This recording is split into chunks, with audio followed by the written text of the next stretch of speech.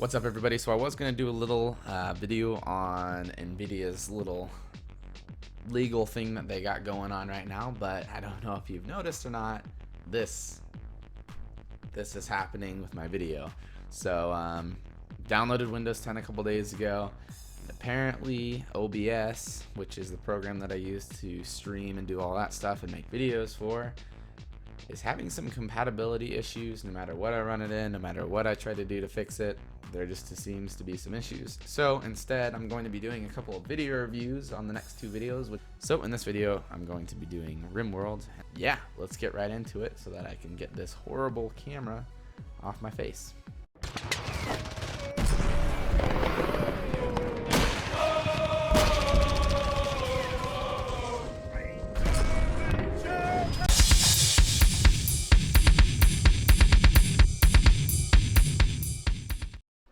RimWorld. So RimWorld was released July 2016. Their creators state it as a sci-fi colony sim driven by an intelligent AI storyteller. We'll get into that in a little bit.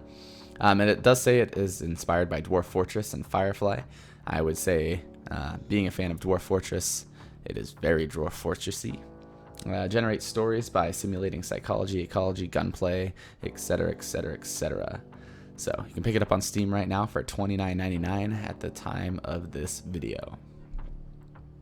So there are a few things I want to go over in the options menu. It does have support for ultra wide display at 2560 by 1080. So obviously I'm going to love that, as I do use that as one of my monitors.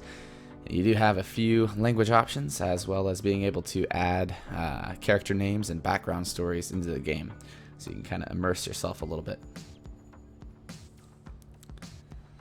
So there are a few scenarios when you do start off. You can do Crash Landed, Rich Explorer, Lost Tribes. So essentially, man, I am not speaking very well today. Essentially, you get to choose between these, which shows which resources your characters start off with, and then how many people will be in your tribe in the beginning. So this is pretty important. Some are a little bit easier than others. It depends on the route of gameplay that you want to go about doing. I believe on this one I either did the tribe or Crash Landed, but either way, you'll have to try them out. You can actually download other ones in the Steam Workshop.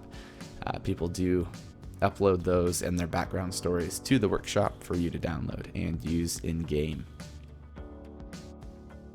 Going back on what we were talking about with the AI storyteller, essentially you get to choose between which storyteller you want to go with. Really, all it is kind of deciding the frequency of bad events or good events that happens to your characters in game. You choose that by choosing between a list of storytellers. So you have a few different ones to choose from, that being kind of easier ones and then harder ones as you go down. Like the last guy is like kind of a crazy dude. So generating the map is, if you ever played Dwarf Fortress, very much alike. You get to randomize a map, choose where on the map you're going to set up base, exactly like you would in Dwarf Fortress.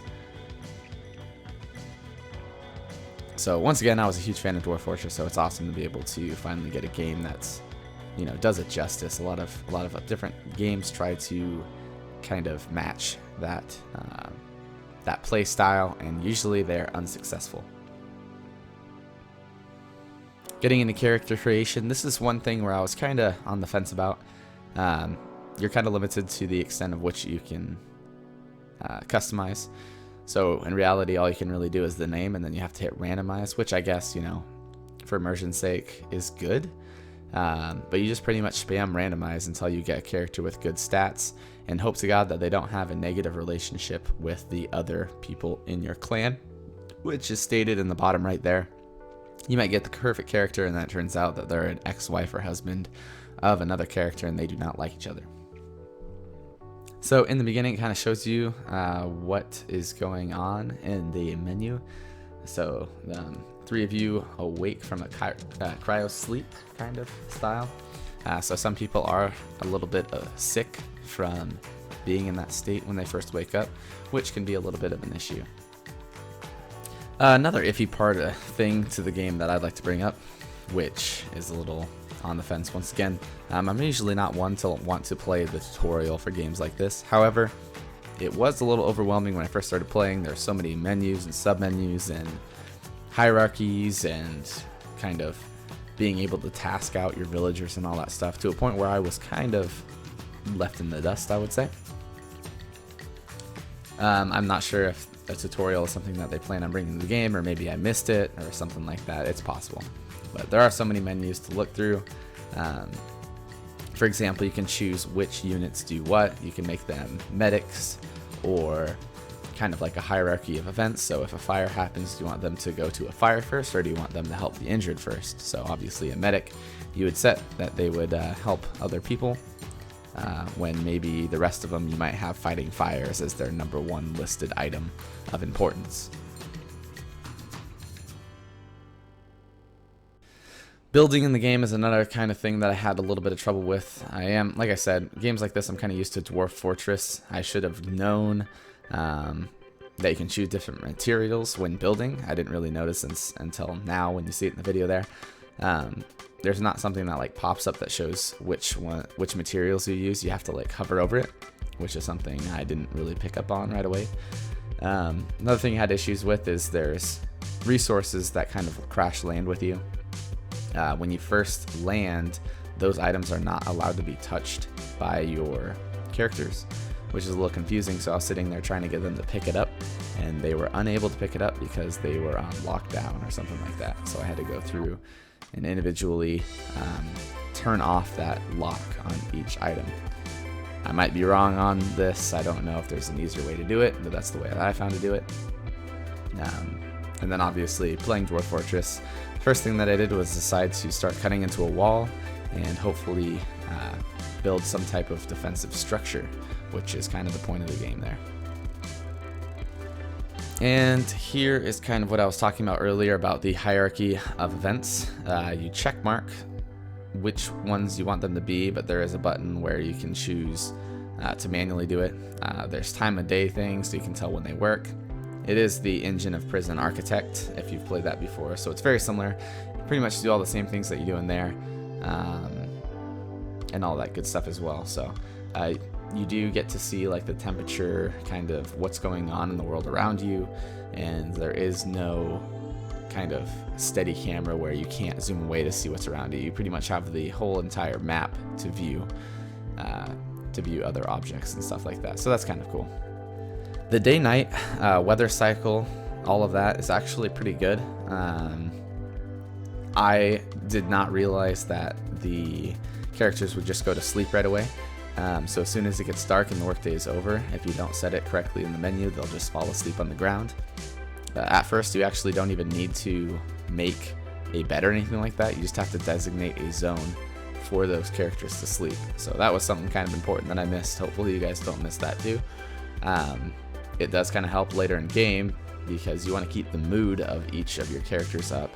Otherwise they start getting a little discontent. They'll be less likely to work, proficiently. And then they're more likely to get harmed because they can get sick or don't want to eat, etc. So graphics wise, you're pretty much just going to get what the engine's running on with the Prison Architect style engine. So things, you're not playing this game for graphics, you're playing it for the excellent coding by the creators. There's some pretty good combat actually. You can equip each individual with whatever weapon you want. You can end up making some rifles for people. In late game you can build generators and power all your own equipment via solar panels, mining ore, all of that good stuff. Pretty much all the stuff that you could do in Dwarf Fortress, obviously since it is inspired by it. Unfortunately, I don't have any late game content. Like I said earlier in the video, I upgraded to Windows 10 and it pretty much just got rid of a lot of the stuff that I thought I had backed up that I did not necessarily back up. So all in all, I'm going to have to give this game a 7 out of 10. In my opinion, I think there's some things that could have been implemented a little bit differently, such as the ability to customize and maybe a little bit better of a tutorial, which we should be seeing come to the future. So hopefully that's not going to be an issue for too long. Kind of made the video a little bit short and sweet, so if you guys want to see another video, go ahead and throw in the comments which one you want to see next. I plan on doing This Is the Police, which is something that I really was really sucked into So I'm pretty excited to be able to do a review about that next. Until my camera is fixed in Windows 10, there might not be too many cutscenes, kind of one-on-one talks with the audience here. So give it a like, subscribe, comment, look in the description for our public gaming group on Steam, and until next time, guys.